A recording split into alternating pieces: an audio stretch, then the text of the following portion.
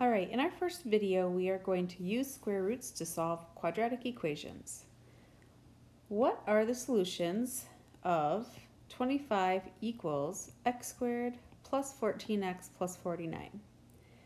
All right, to find solutions, a method that we can follow is, I want to take a look at this trinomial over here. X squared plus 14x plus 49, is this something we can factor? It's just an x squared, our a value equals 1, so we can do our easier factoring. Are there factors of 49 that add up to 14? And you're probably thinking, well, yeah, 7 times 7. So when you have factors of c that add up to b, and they are the same factor, 7 times 7, how we would factor that was we would write x plus 7 times x plus 7, which can then be rewritten as x plus 7 squared. So if your trinomial, if your c value is one of our perfect squares and the factors of c that add up to b are the same factors, this is what we call a perfect square trinomial.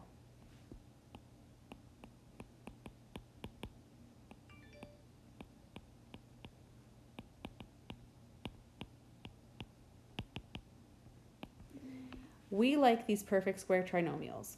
When we look at that in factored form, I'm going to rewrite the equation. We have 25 on the left. On the right, over here, we did that work. We said factors of 49 that add up to 14 are 7 and 7. That factors into x plus 7 times x plus 7. When our two factors are the same, we're going to simplify that to x plus 7 squared. So we want x plus 7 squared. Okay, now to solve this, we want to get this x alone. Well, the x, we're adding a 7 to it, but this is all locked down on the inside because we are squaring that whole thing. So if we were to undo operations, I know I would subtract 7 to cancel that. I could take the square root to cancel that. I can't touch anything inside these parentheses as long as there's still a squared right there. So what we want to do is undo the square. We are going to take the square root of both sides of this equation. Now, we have square rooted both sides of our equations. We want to remember when that happens, you're going to get two solutions. Remember how we have to bring in our plus or minus. So the square root of 25 is plus or minus 5. On the right side, the square root canceled out the square, leaving us with x plus 7. So what our equation is saying now is this x plus 7 is equal to two values. It's equal to a positive 5 and it's equal to a negative 5. So to solve for our x, we are actually going to separate this into those two equations.